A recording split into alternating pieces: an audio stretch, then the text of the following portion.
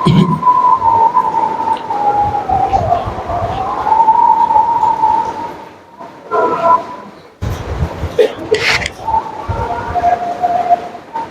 الحمد لله نحمده ونستعينه ونستغفره ونعوذ بالله من شرور أنفسنا ومن سيئات أعمالنا من يهده الله فلا مضل له ومن يضلل فلا هادي له وأشهد أن لا إله إلا الله وحده لا شريك له وأشهد أن محمدا عبده ورسوله يا أيها الذين آمنوا اتقوا الله حق تقاته ولا تموتن إلا وأنتم مسلمون يا أيها الناس اتقوا ربكم الذي خلقكم من نفس واحدة وخلق منها زوجها وبث منهما رجالا كثيرا ونساء واتقوا الله الذي تساءلون به والأرحام إن الله كان عليكم رقيبا يا أيها الذين آمنوا اتقوا الله وقولوا قولا سديدا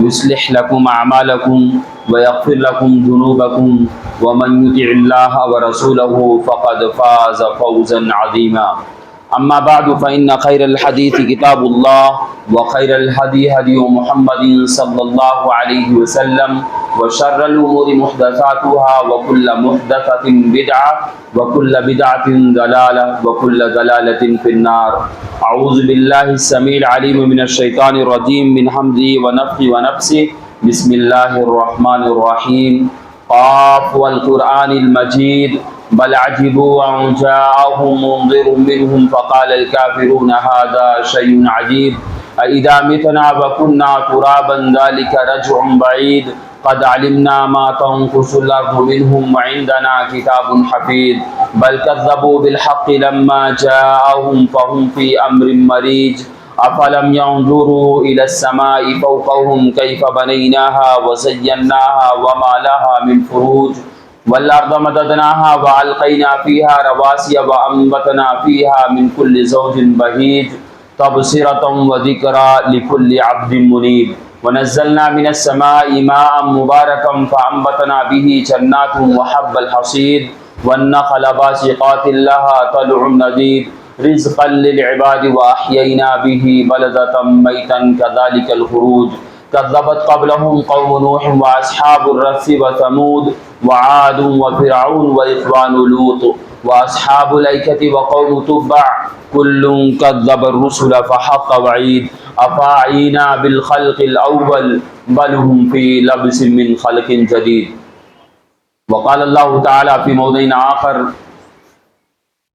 إن عدة الشهور عند الله 12 شهرا في كتاب الله يوم خلق السماوات والأرض وقال النبي صلى الله تعالى عليه وآله وسلم من أحدث في أمرنا هذا ما ليس منه فهو رد تمام قسم کی حمد و ثنا کبریائی بڑائی اللہ رب العزت کے لیے ہے۔ درود و سلام نازل ہو تمام انبیاء علیہ السلام پر، بالخصوص ہمارے آخری نبی جناب محمد رسول اللہ صلی اللہ علیہ وسلم پر۔ آج کے اس خطبہ جمعہ میں انشاءاللہ العزیز ماہ محرم کے فضائل اور کچھ بدعات پر ہم آپ کے سامنے روشنی ڈالنے کی کوشش کریں گے۔ اللہ رب العالمین سے دعا گو ہوں کہ اللہ رب العالمین حق کہنے اور سمجھنے اور اس پر عمل کرنے کی توفیق عطا فرما۔ اللہ رب العالمین ہم تمام بندوں کے لیے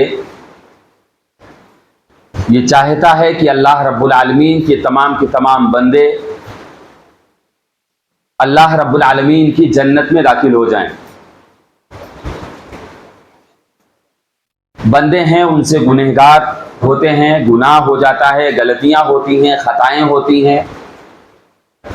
اللہ رب العالمین لوگوں کے لیے موقع دیتا ہے کہ وہ ان غلطیوں سے، ان خطاؤں سے، ان گناہوں سے واپس لوٹ آئیں۔ اور اسی لیے اللہ رب العالمین دن و رات کے اندر کچھ ایسے مواقع رکھتے ہیں جن کی وجہ سے وہ ایام وہ دن وہ مواقع بہت اہم اور بہت فضیلت کے حامل ہوتے ہیں،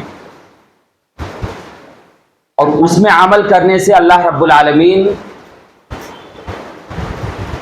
ہمارے عمل کی وجہ سے اللہ رب العالمین کو وہ سارے معاملات بہت پسند آتے ہیں، اللہ کے نزدیک بہت محبوب ہوتے ہیں۔ تو یہ موقع اللہ رب العالمین ہم تمام لوگوں کو دیتا ہے کہ رمضان کا مہینہ آیا تو اس میں ہمیں چاہیے کہ ہم اور آپ اللہ رب العالمین کی بارگاہ میں زیادہ سے زیادہ توبہ اور استغفار کریں، اللہ کو خوش کرنے والے کام کریں۔ اس کے بعد فضیلت والے ایام آئے ذی الحجہ کے، تو اس میں انسان جو غلطیاں، جو گناہ، جو سرزد ہوتے ہیں ان سے لوٹ کر کے ان دنوں میں اللہ رب العالمین کی بارگاہ میں زیادہ سے زیادہ عمل کرے کہ اللہ رب العالمین ان کے گناہوں کو بخش دے۔ اور انہی دنوں میں محرم ایک مہینہ ہے جو اللہ کے نزدیک بہت محترم ہے، بہت ہی پاکیزہ ہے۔ اللہ رب العالمین کے نزدیک یہ محرم حرمت والے مہینوں میں سے ایک مہینہ ہے۔ ذوالقعدہ، ذی الحجہ اور محرم، یہ تینوں مہینے لگاتار اللہ رب العالمین کے نزدیک حرمت والے مہینے ہیں۔ ایک مہینہ جمادی الاخرہ اور شعبان کے درمیان میں رجب کا مہینہ آتا ہے، وہ بھی محرم اور محترم مہینہ ہے، حرمت والا مہینہ ہے۔ اسی کے بارے میں اللہ رب العالمین نے فرمایا ان عدۃ الشہور عند اللہ 12 شہرا فی کتاب اللہ یوم خلق السماوات والارض، اللہ رب العالمین کے نزدیک مہینوں کی تعداد 12 ہے۔ 12 ہونے کے بعد بتایا اور یہ مہینوں کی تعداد 12 اس دن سے ہے جس دن اللہ رب العالمین نے آسمان و زمین کو پیدا فرمایا، اسی دن سے ہے۔ لیکن اور پھر آگے فرمایا منہا اربعۃ حرم، ان میں سے 4 مہینے حرمت والے مہینے ہیں، بہت پاک مہینے ہیں، جس میں لڑائی جھگڑا، قتل و قتال کرنا، گناہ کرنا اللہ رب العالمین پسند نہیں کرتا ہے۔ آگے فرمایا ذالک دین القیم، یہی سیدھا دین ہے، فلا تظلموا فیہن انفسکم، تم اپنے نفسوں پر ظلم نہ کرو۔ یہ پوری آیت ہے سورہ توبہ کی، آیت نمبر 36 ہے۔ ان آیتوں کے ذریعے سے اللہ رب العالمین ہمیں یہ پیغام دے رہا ہے کہ محرم کا مہینہ حرمت والا مہینہ ہے اور بہت محترم مہینہ ہے، کہ تم اس میں لڑائی جھگڑے مت کرو۔ اور یہ حرمت والا مہینہ محترم صرف مسلمانوں کے نزدیک محترم نہیں ہے، بلکہ زمانے جاہلیت میں بھی یہ مہینے محترم ہوا کرتے تھے۔ وہ لوگ ان مہینوں میں لڑائی جھگڑا، قتل و قتال، جنگ و جہاد نہیں کرتے تھے، لیکن ان کا معاملہ یہ تھا کہ ان کے مفاد کے اوپر تھا۔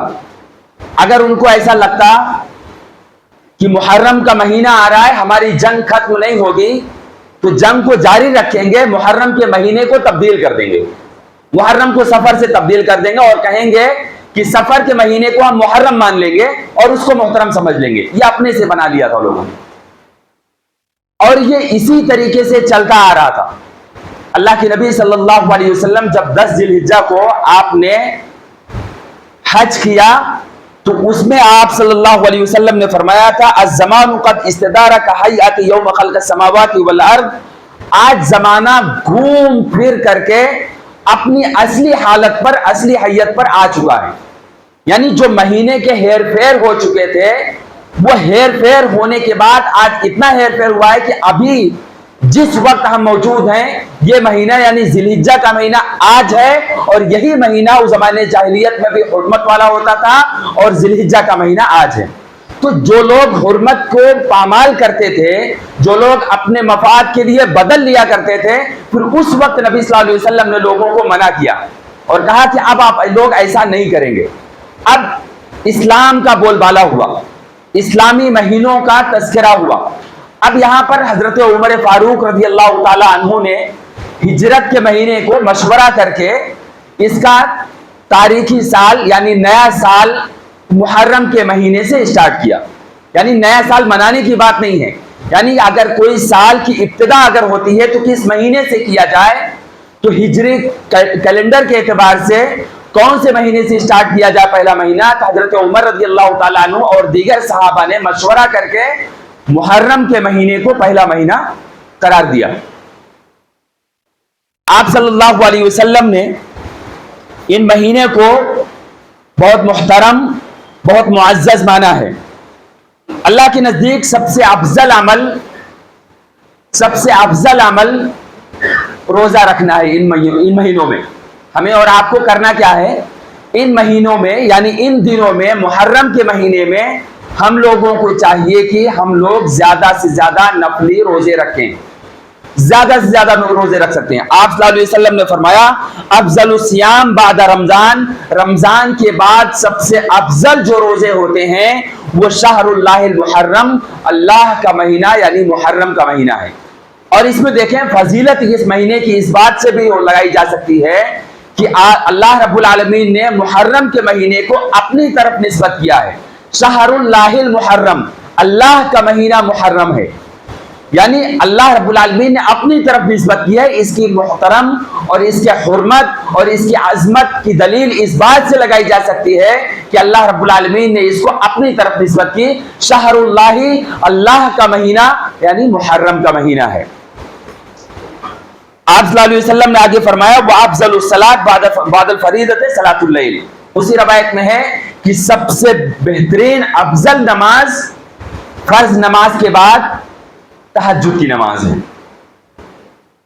سب سے افضل نماز تہجد کی نماز ہے، فرض نماز کے بعد۔ فرض نماز فرض ہے اور اس کا مقابلہ کسی سے نہیں کیا جا سکتا ہے، لیکن آج ہمارا اور آپ کا معاملہ یہ ہے کہ ہم اور آپ تہجد کی نماز تو بہت دور کی بات ہے، فرض نماز وقت پر پڑھ لیں بہت بڑی بات ہوگی۔ آج ہم اور آپ اپنے کام کے لیے کہیں جانا ہے، کسی کو کوئی فلائٹ ہے، کوئی ٹرین ہے، کوئی ٹائم پر کہیں پر انویٹیشن ملا ہے، وہاں پر پابندی سے 10 منٹ پہلے پہنچ جائیں گے ہم۔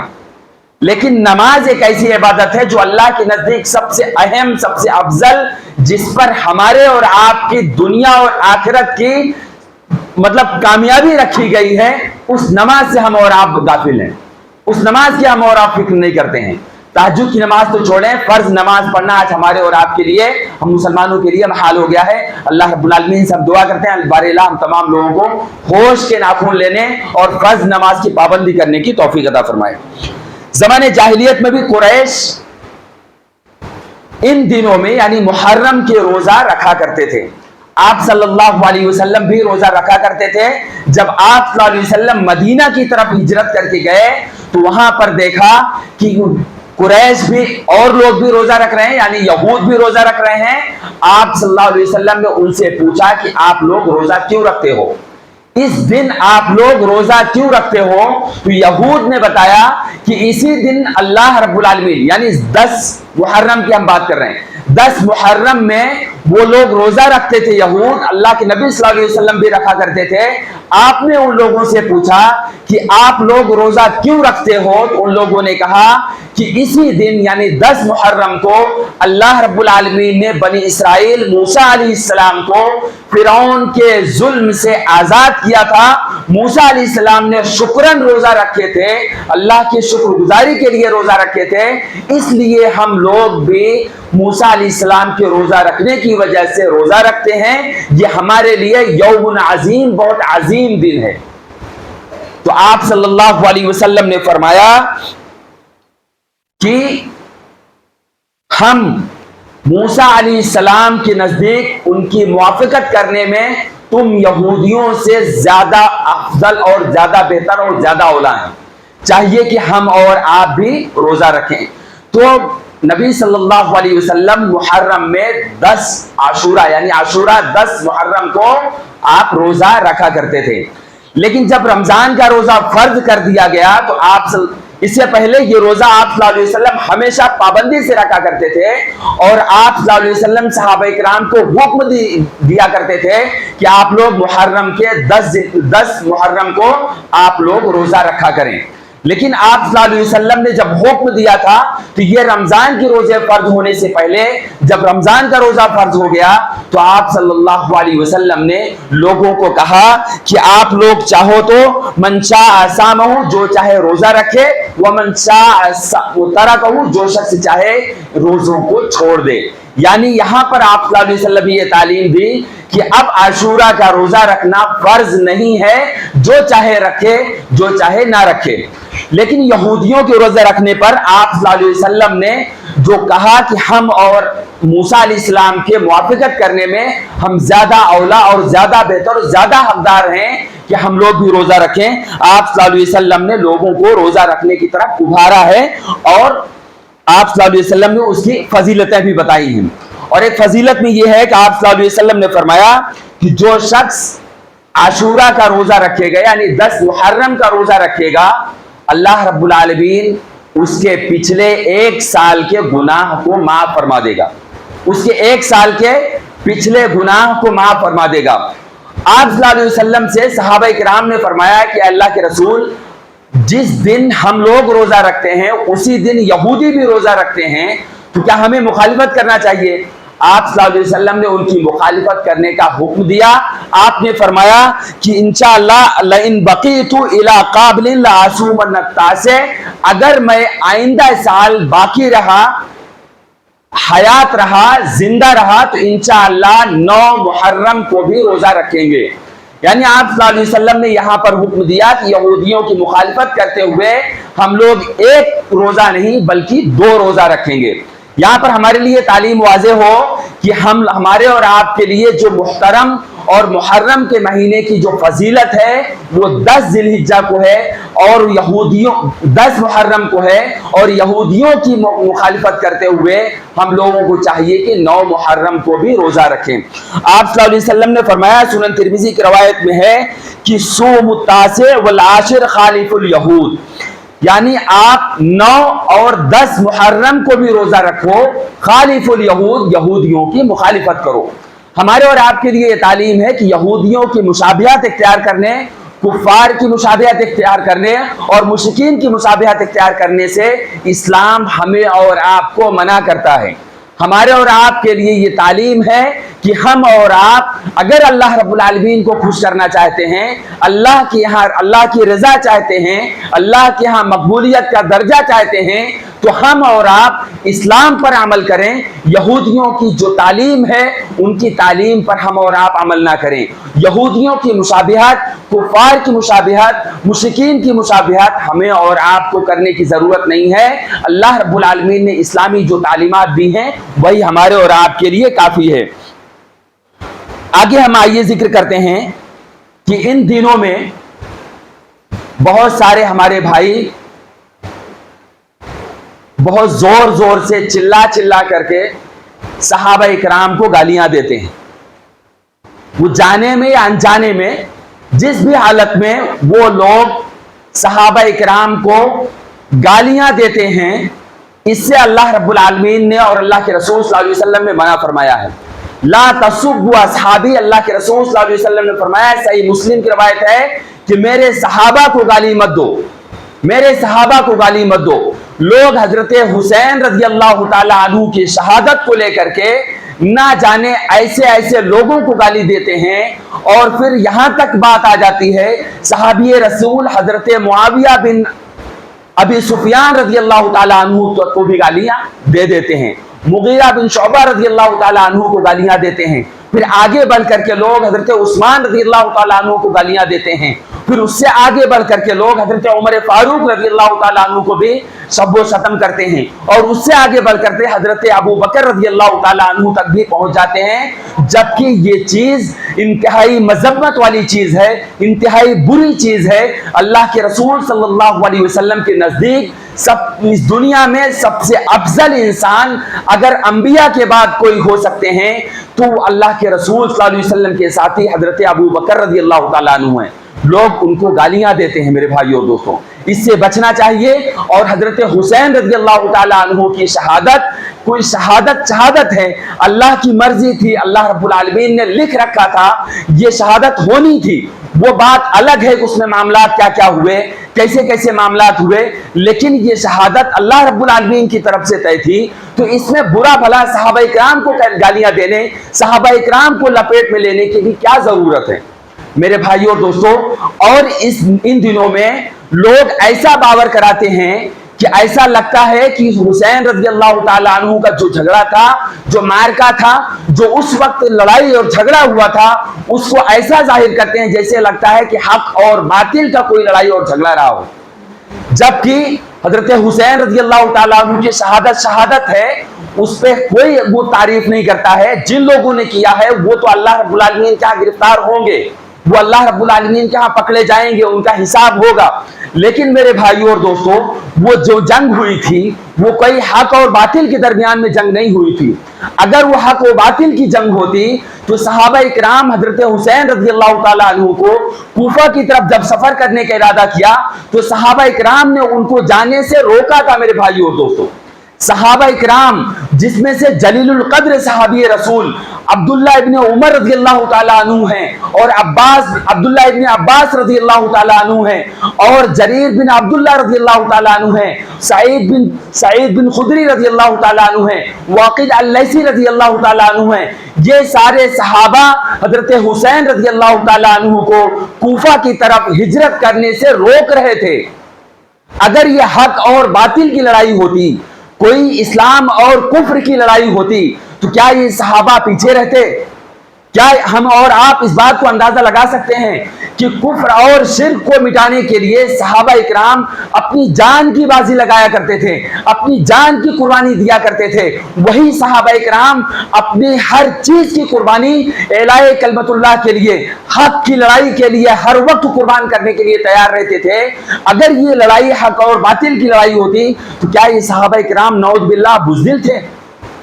अगर हम और आप इसको कहते हैं कि यह हक और बातिल की लड़ाई थी, कुफ्र और इस्लाम की लड़ाई थी, तो गोया कि हम लोग जाने अनजाने में ये बात कह रहे हैं जो सहाबा इकराम हजरत हुसैन रज़ी अल्लाह ताला अन्हु को रोक रहे थे वो लोग गलत कर रहे थे। नहीं मेरे भाइयों और दोस्तों, हुसैन रज़ी अल्लाह ताला अन्हु को जो खत आया था उस खत की बुनियाद पर वो भरोसा करके वहां पर जा रहे थे। उनका अपना सफर था, उनका अपना अज़्म था। लेकिन सहाबा इकराम कूफियों के हथकंडे से, कूफियों के शरारतों से, कूफियों के शरारतों और उनके जो गलत इरादे होते हैं उसको जानते थे। वो लोग मना कर रहे थे आप मत जाओ वहां पर, वो लोग एतबार के लायक नहीं हैं। वो आपको बुला रहे हैं लेकिन वो एतबार के लायक नहीं है। और आखिरकार यही हुआ, जब आप वहां पहुंचे तो लोगों ने आपका साथ छोड़ दिया और आपको अकेला तन्हा छोड़ दिया। मेरे भाइयों और दोस्तों, अगर ये हक और बातिल की लड़ाई होती तो हुसैन रज़ी अल्लाह ताला अन्हु को जब ये खबर मिली कि मुस्लिम बिन अकील, जिनको हमने वहां के हालात का पता करने के लिए भेजा था, उनको शहीद कर दिया गया है। हजरत हुसैन रज़ी अल्लाह ताला अन्हु खुद तबरी की रवायत में है कि उन्होंने कहा कि हम चाहते हैं कि वापस लौट जाते हैं। अब उन्होंने फैसला किया था कि हम वापस चले जाते हैं, अब नहीं जाते, आगे सफर हम लोग नहीं करते हैं।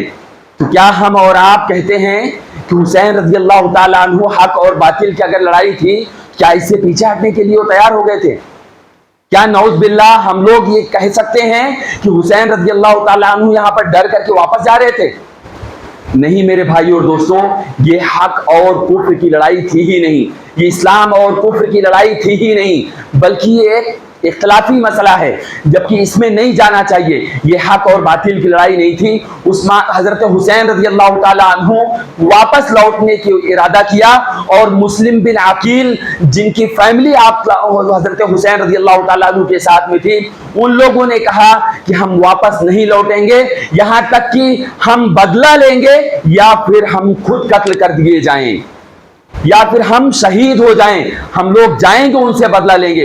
हजरत हुसैन रज़ी अल्लाह ताला अन्हु इन लोगों के इसरार की वजह से आपने सफर को आगे जारी रखा। और फिर अगर यह हक और बातिल की लड़ाई होती तो हुसैन रज़ी अल्लाह ताला अन्हु जब उमर बिन साद रहमहुल्लाह के सामने जब पहुंचे, वहां पर देखा कि अब हालात साजगार नहीं हैं, आगे के हालात बहुत खराब दिख रहे हैं। तो ऐसा लग रहा था कि यहाँ पर जो एतबार करके हम यहाँ आए थे वो एतबार खत्म हो गया है, वो चीजें खत्म हो गई हैं। तो हजरत हुसैन रज़ी अल्लाह ताला अन्हु ने उमर बिन साद के सामने 3 तजवीज रखी थी। नंबर 1, उन्होंने कहा था कि आप लोग जाकर के अपने गवर्नर से कहो कि हम यहां से वापस चले जाते हैं, हमें वापस जाने की इजाजत दे दो। नंबर 2, उन्होंने दूसरी तजवीज ये रखी थी कि हम लोग किसी सरहद पर चले जाएं जहां हक और बातिल की लड़ाई हो रही हो, वहां चले जाएंगे, आपको कोई नुकसान कोई तकलीफ नहीं होगी। وہاں پر مجھے جانے کی پرمیشن دیا جائے۔ اس کے ساتھ آپ نے تیسری تجویز یہ رکھی تھی، اگر آپ لوگ مزید ہو کہ ہمیں آگے جانے دیا جائے اور سیدھا حضرت یزید کے پاس لے کر کے چلو، حضرت یزید کے پاس ہمیں آپ لے کر کے چلو، ہم ان کے سامنے پیش ہوں گے۔ تو اس وقت عمر بن سعد نے یہ شرطیں، یہ تجویز منظور کرنی تھی میرے بھائیو اور دوستوں۔ اب ہم اگر آپ یہ کہیں کہ اگر حضرت حسین رضی اللہ تعالیٰ عنہ کی یہ لڑائی اگر حق اور باطل، اسلام اور کفر کی لڑائی ہوتی تو حضرت حسین رضی اللہ تعالیٰ عنہ واپس جانے کی بات کیوں کرتے؟ یہ حضرت حسین رضی اللہ تعالیٰ عنہ بھی جانتے ہیں اور دنیا کے تمام لوگ اور جو اسلام کی تعلیمات کو جانتے ہیں وہ یہ جانتے ہیں کہ یہ کوئی کفر اور اسلام کی لڑائی نہیں تھی، یہ تو ایک سازش تھی۔ اس میں آپ رضی اللہ تعالیٰ عنہ کو قتل کیا گیا اور شہادت اللہ رب العالمین کی منظور تھی۔ تو ہمیں اور آپ کو چاہیے کہ ہم لوگ جذبات میں کوئی ایسی بات نہ کریں جس سے اللہ رب العالمین ناراض ہوتا ہے۔ اللہ رب العالمین کی ان سارے معاملات میں ایسی باتیں لوگ پیش کرتے ہیں اور ایسی چیزیں رکھتے ہیں، لوگ ایسے اشعار پڑھتے ہیں میرے بھائی اور دوستوں جس پہ اسلام کے اوپر آنچ آتا ہے۔ کچھ لوگوں نے لکھا ہے کہ قتل حسین اصل میں مرگ یزید ہے، اسلام زندہ ہوتا ہے ہر کربلا کے بعد۔ یہ شعر آپ لوگوں نے بھی سنا ہوگا۔ یہ شعر میرے بھائیوں اور دوستوں کفر پر مبنی ہے۔ اس میں کون سا اسلام زندہ ہوتا ہے؟ اسلام اسٹارٹ سے لے کر کے انتہا تک، قیامت تک زندہ رہے گا، اس کو کوئی مٹا نہیں سکتا ہے، اس کو کوئی ختم نہیں کر سکتا ہے۔ کون سا اسلام زندہ ہوتا ہے؟ اسلام تو مکمل ہوا تھا نبی صلی اللہ علیہ وسلم کے زمانے میں، اور اسلام آج بھی ہے اور کل قیامت تک رہے گا۔ اور آپ رضی اللہ تعالیٰ عنہ یعنی حسین رضی اللہ تعالیٰ عنہ کی شہادت سے اسلام کے زندہ ہونے کا کوئی تعلق نہیں ہے میرے بھائیوں اور دوستوں۔ جبکہ اللہ رب العالمین نے فرمایا الیوم اکملت لکم دینکم واتممت علیکم نعمتی ورضیت لکم الاسلام دینا۔ آج میں نے، اللہ رب العالمین نے یہ آیت اللہ کے نبی صلی اللہ علیہ وسلم پر ذی الحجہ کے مہینے میں نازل فرمائی تھی، اور آپ صلی اللہ علیہ وسلم نے فرمایا، آپ صلی اللہ علیہ وسلم کی زندگی میں آیت نازل ہو کر کے اللہ کی طرف سے یہ پیغام آیا تھا کہ اسلام مکمل ہو چکا ہے اور اس دین سے اللہ رب العالمین راضی ہے، اور اسی دین پر رہنے والوں کے اللہ رب العالمین مغفرت کرے گا، اس کے علاوہ کسی کی مغفرت نہیں ہوگی۔ میرے بھائیوں اور دوستوں، اس میں پیغام یہ ہے کہ اسلام زندہ نہیں ہوتا ہے یہ ساری چیزوں سے، یہ صرف اسلام کو بدنام کرنے کا ایک ذریعہ ہے۔ یہ نعرے اور یہ ساری چیزیں جہالت پر مبنی ہیں، یہ ان ساری چیزوں سے ہمیں اور آپ کو دور رہنا چاہیے۔ اللہ رب العالمین ہم تمام لوگوں کو ان ساری چیزوں میں ہوش کے ناخن لینے، سمجھ کر کے فیصلہ کرنے اور لوگوں کے بہکاوے میں نہیں آنے، بلکہ ان ساری چیزوں پر ہوش مندی اور عقل مندی سے کام لینے کی توفیق عطا فرمائے۔ یہ ساری کی ساری سازشیں آپ رضی اللہ تعالیٰ عنہ، حسین رضی اللہ تعالیٰ عنہ کی قتل کے لیے، جو لوگ حضرت علی رضی اللہ تعالیٰ عنہ کو قتل کیے تھے، جو لوگ حضرت عثمان رضی اللہ تعالیٰ عنہ کو قتل کیے تھے، جو لوگ حضرت عمر فاروق رضی اللہ تعالیٰ عنہ کو قتل کیے تھے، ان شہید کیے تھے، انہی لوگوں کی یہ سازش تھی حضرت حسن رضی اللہ تعالیٰ عنہ کو مارنے کی بھی اور حضرت حسین رضی اللہ تعالیٰ عنہ کو مارنے کی بھی۔ اگر آپ تاریخ پڑھیں گے تو آپ کو اندازہ ہو جائے گا میرے بھائیوں اور دوستوں۔ یہ ہمارے اور آپ کے لیے یہ دن، یہ ایام، یہ محرم کے مہینے میں لوگ اس کو غم اور سوگ کا مہینہ قرار دیتے ہیں۔ ان دنوں میں لوگ ہندوانہ کلچر کی وجہ سے لوگ اپنے ننگے پیر چلا کرتے ہیں، پورا مہینہ نہیں تو کم از کم لوگ 10 دن ننگے پیر چلا کرتے ہیں اور ان دنوں کو منحوس قرار دیتے ہیں۔ کوئی نیا کپڑا نہیں سلا سکتا ہے، کوئی نیا کپڑا نہیں پہنے گا، سب کے سب لوگ بلیک کپڑا پہنیں گے۔ یہ سارے رسم و رواج، یہ خرافات اسلام کے اندر لوگوں نے بسا دیا ہے۔ اسلام کو اس کو سمجھ لیا میرے بھائی اور دوستوں، اس کا اسلام سے کوئی تعلق نہیں ہے۔ یہ ساری چیزیں اسلام کا حصہ نہیں ہیں۔ سوگ منانے کا حکم اللہ رب العالمین نے نہیں دیا ہے، یہ خرافات ہے، یہ ساری کی ساری چیزیں من گڑت ہیں، ان کی اپنی سازشیں ہیں میرے بھائیوں اور دوستوں۔ اس میں بہت ساری ایسی چیزیں ہیں جو بہت قابل غور ہیں۔ ان ساری چیزوں پر جب ہم دیکھتے ہیں تو یہ دکھائی دیتا ہے، یہ سمجھ میں آتا ہے کہ یہ لوگ سب کے سب اسلام دشمن ہیں اور اسلام دشمنی میں آ کر کے اسلامی تعلیمات کو مسخ کر کے اسلامی تعلیمات کو بدنام کرنے کی کوشش کرتے ہیں۔ اور اس کے ساتھ ساتھ میں اور ان میں ہم اور آپ دیکھتے ہیں لوگ نوحہ کرتے ہیں، चिल्लम पुकार, ना जाने रोना, चिल्लाना, चीखना, अपने गिरेबान फाड़ना, ये सारे मामलात करते हैं। जबकि हम और आप अगर अहादीस का मुताला करें, आप सल्लल्लाहु अलैहि वसल्लम ने फरमाया है कि लैसा मिन्ना मन लतमल खुदूद, वो इंसान हम में से नहीं है जो अपने चेहरों पर मारे, यानी थप्पड़ मारे, अपने आप को मारे,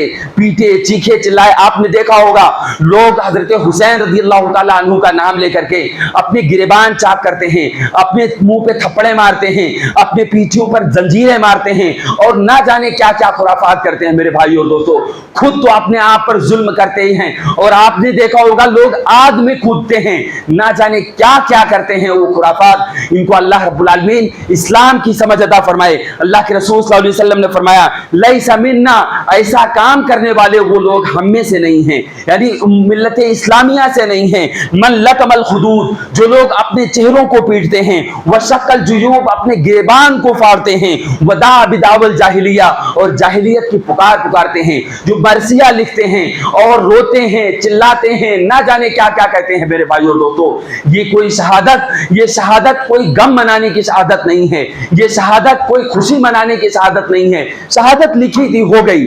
हमारे नजदीक हुसैन रज़ियल्लाहु ताला अन्हु की शहादत अल्लाह की क़ज़ा और क़द्र थी, अल्लाह की तकदीर में था। ये हमारे और आपका, हमारा और आपका ये ईमान है। इस पर अल्लाह रब्बुल आलमीन उनको अज्र देगा। इस पे शहादत पर जश्न मनाने की जरूरत नहीं, इस पर शहादत पर गम मनाने की जरूरत नहीं। इन पर ये सारी की सारी चीजें सोग मनाने और ना जाने क्या क्या करने, खुराफात जो की जाती है, ये सब करने की तालीम इस्लाम नहीं देता। मेरे भाई और दोस्तों, अगर ये इस्लाम हुक्म देता इन सारी चीजों के, अगर इस्लाम हुक्म देता, अगर इस्लाम में सोग मनाने की इजाजत होती, तो हजरत हुसैन रज़ियल्लाहु ताला अन्हु के वालिद हजरत अली रज़ियल्लाहु ताला अन्हु को जो शहीद किया गया, क्या उनके गम में हम लोग शोक नहीं मनाते? और आप सल्लल्लाहु अलैहि वसल्लम के साथी हजरत उमर रज़ियल्लाहु ताला अन्हु को शहीद किया गया, क्या इनके बारे में हम लोग शोक नहीं मना सकते थे?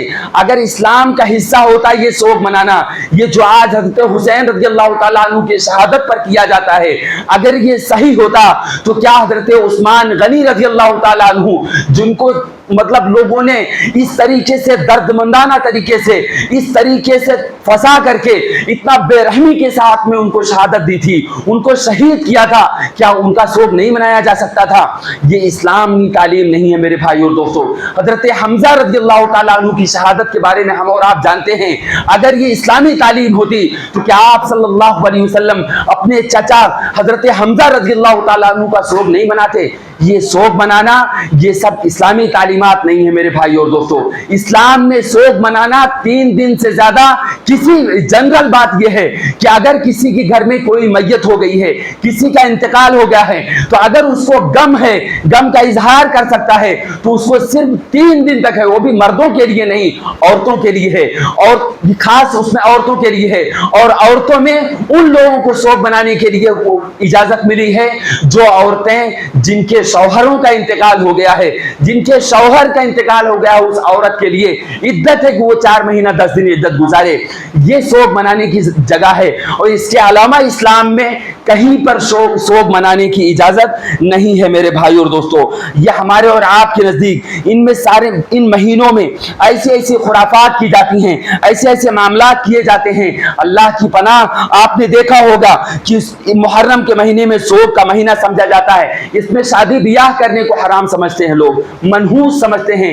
ये भी गलत अकीदा है मेरे भाई और दोस्तों। जनरल है जैसे आप तमाम महीनों में शादी ब्याह कर सकते हैं, जनरल है जैसे आप तमाम महीनों में, तमाम दिनों में आप सब मामलात कर सकते हैं। इन दिनों में, इस महीने में भी आप तमाम मामलात कर सकते हैं, इसमें कोई हरज की बात नहीं है। 10 मुहर्रम को ताजिए निकालना, उसको काबिल ताजीम और परस्तिश करना, उनसे मुरादे मांगना, ये सारे मामलात किए जाते हैं। ये सब भी खुराफात है।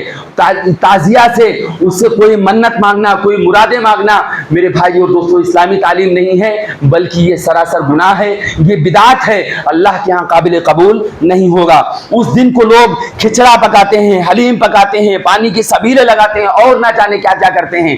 ये 10 मुहर्रम की मुनासिबत से करना ये बिदात है। आपको ये सारे काम करना है, गरीबों को खिलाना है, आपको खिचड़े पका कर खिलाना है या कोई और कुछ खिलाना है।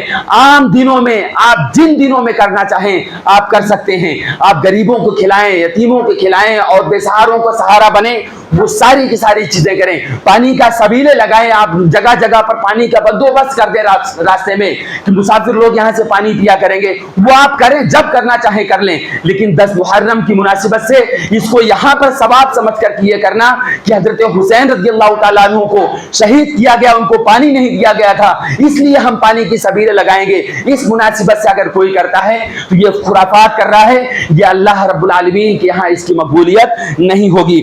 10 मुहर्रम को मातम, और इस बात का मैंने जिक्र कर चुका अभी कि मातम मनाना, शौक मनाना, ये सारी की सारी चीज खुराफात है, इसको नहीं कराना चाहिए। जुल्जनाहैन 2 पर वाले घोड़े के जुलूस निकालना और सवाब का काम समझना, ये सारा का सारा खुराफात है, इसमें नहीं पड़ना चाहिए। 10 मुहर्रम को इजहार गम की खातिर ज़ेबो ज़ीनत नहीं करना, उम्दा लिबास नहीं पहनना, नंगे सर रहना, नंगे पाँव रहना, नंगे बदन रहना, ये सारी की सारी चीज जहालत पर मबनी है, कोई इस्लामी तालीमात नहीं है। 10 मुहर्रम को हजरत हुसैन रज़ियल्लाहु ताला अन्हु के नाम से फातिहा पढ़ना, ये भी गलत है, इस्लामी तालीम नहीं है। ये सारे मामलात हैं मेरे भाइयों और दोस्तों, जो बिदात और खुराफात आज हमारे समाज में इस्लाम का नाम लेकर के, इबादत का नाम लेकर के, सवाब का नाम लेकर के किए जाते हैं। इससे हमें और आपको बचना चाहिए। हम और आप जानते हैं कि अल्लाह के रसूल सल्लल्लाहु अलैहि वसल्लम ने फरमाया है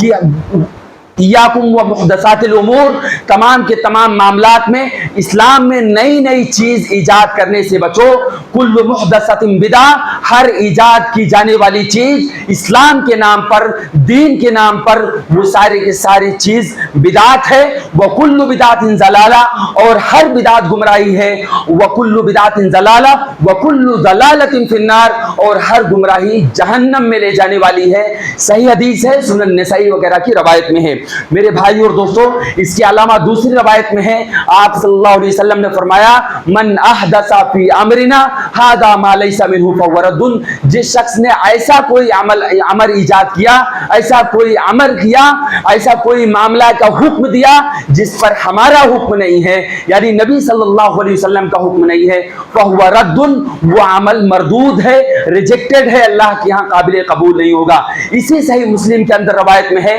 हदीस नंबर है 1718, अल्लाह के रसूल सल्लल्लाहु अलैहि वसल्लम ने फरमाया, मन आमिला अमलन लैसा अलैहि अमरुना फहुवा रद्दुन, जिसने कोई ऐसा अमल किया जिस पर हमारा अमल नहीं है। दीन के मामले में आप समझ लें, दीन के मामले में कोई ऐसा अमल किसी ने किया, इबादत समझ करके किया, और जिस पर अल्लाह के रसूल सल्लल्लाहु अलैहि वसल्लम के अमल नहीं है, अल्लाह के रसूल सल्लल्लाहु अलैहि वसल्लम का हुक्म नहीं है, उस अमल को करना फहुवा रद्दुन, वो अमल मरदूद है, वो अल्लाह की बारगाह में रिजेक्टेड है, वो अल्लाह के यहाँ काबिल कबूल नहीं होगा। और जो लोग बिदातें ईजाद करके अल्लाह रब्बुल आलमीन के दरबार में पहुंचेंगे, वो लोग हौदे कौसर से महरूम कर दिए जाएंगे। मेरे भाइयों और दोस्तों, वो रवायत बहुत मशहूर है जिसके बारे में हम और आप जानते हैं। अल्लाह के रसूल सल्लल्लाहु अलैहि वसल्लम ने फरमाया कि कुछ लोग कल क़यामत के दिन हम हौज़े कौसर के सबील पर खड़े होंगे और लोग आ रहे होंगे, फरिश्ते कुछ गिरोह के दरमियान में आड़े आ जाएंगे और कहेंगे, अल्लाह के रसूल, इन लोगों को क्यों रोक दिया गया है, ये लोग हमारे उम्मती हैं, आने दिया जाए। अल्लाह के रसूल सल्लल्लाहु अलैहि वसल्लम से वो फरिश्ते कहेंगे, अल्लाह के रसूल, आपकी वफात के बाद, आपकी इस दुनिया में जाने के बाद इन लोगों ने ऐसे ऐसे मामलात किए, बदलू दीनकुम, तुम्हारे दीन को इन लोगों ने तब्दील कर दिया था। इस्लाम का नाम लेकर के, दीन का नाम लेकर के, सवाब का नाम लेकर के इन लोगों ने गुमराहियों को फैलाया था। ये लोग तुम्हारे दीन को तहरीफ कर दिए थे, तुम्हारे दीन में तब्दीली किए थे, इसलिए इनको आज दूर कर दिया जाएगा। उस वक्त अल्लाह के रसूल सल्लल्लाहु अलैहि वसल्लम कहेंगे, सुहकन सुहकन लिमन गय्यर आबादी, दूरी हो ऐसे लोगों से, दूरी हो, दूरी हो जिन लोगों ने मेरे बाद मेरे दीन में तब्दीली की थी। मेरे भाइयों और दोस्तों, हम अपनी बात को यहीं पर खत्म करेंगे। हम ये अल्लाह रब्बुल आलमीन से दुआ करेंगे, हम लोगों को चाहिए कि इस्लाम की तालीमात को पढ़ें और इन बिदातों खुराफात से बचें। जो अमल हमें और आपको करना है इन दिनों में, हमें चाहिए कि हम कसरत से रोजा रखें और खासकर 10 मुहर्रम और 9 मुहर्रम का रोजा रखें 2 दिन, और उसके साथ साथ में इन दिनों में, इन अय्याम में कसरत से हम और आप तौबा और इस्तिग़फ़ार करें, और इन दिनों में ہمارا اور آپ کا موسیٰ علیہ السلام نے جیسے اللہ رب العالمین پر بھروسہ کیے تھے فرعون کی قوم کو دیکھ کر کے، اسی طریقے سے ہمیں اور آپ کو بھروسہ کرنے، اللہ کے ایمان پر جمے رہنے کی کوشش کرنا چاہیے. ہم اور آپ کو یہ سارے معاملات کرنا ہے اور بدعت و خرافات سے بچے رہنا ہے. اللہ رب العالمین سے دعا گو بار الہ ہم تمام لوگوں کو کہنے سننے سے زیادہ عمل کرنے کی توفیق عطا فرما. اللہ ہم تمام لوگوں کو بدعت و خرافات سے بچنے کی توفیق عطا فرما. اللہ جو کام کرنے کے ہیں ان کاموں کو کرنے کی توفیق عطا فرما. جو نیک اعمال ہیں قرآن و سنت سے ثابت ہیں اس پر عمل کرنے کی توفیق عطا فرما. اپنے درجات کو بلند کرانے کی، اللہ کی بارگاہ میں مقبولیت کا سرف درجہ حاصل کرنے کی کوشش کرنے کی توفیق عطا فرما. اللہ ہمیں جب تک اس دنیا میں باقی رکھ، اسلام پر باقی رکھ، اور جب ہمارا خاتمہ ہو ایمان کی حالت میں ہو. وآخر دعوانا ان الحمد للہ رب العالمین. استغفر اللہ لی ولکم.